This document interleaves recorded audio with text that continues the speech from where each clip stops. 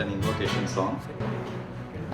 For this I call upon Buddham Saranam.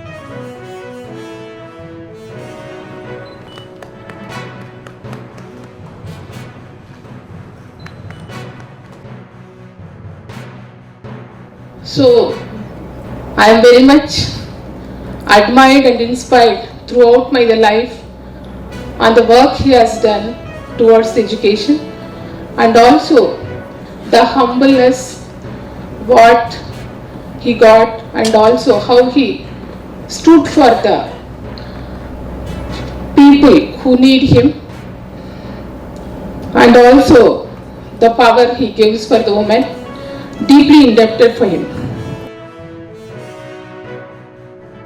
In this August gathering, I am very happy to be here amongst you in this beautiful afternoon to participate on the 135th birth celebrations of Baba Saheb Dr. Bhimrao Ambedkar.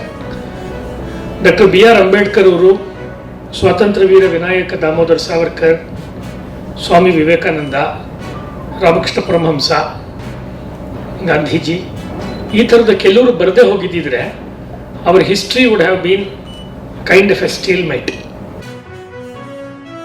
On this auspicious occasion to commemorate Bharat Ratna Dr. Bhimrao Ambedkar 135th birthday. Dr. B. Ambedkar Jayanti is a nationalistic and holy occasion that honors the birth and memory of this remarkable multifaceted individual. The most remarkable is that celebration of Bharat Ratna Dr. Ambedkar's birth anniversary Jayanti is also takes place outside the India due to the aura of his wonderful soul.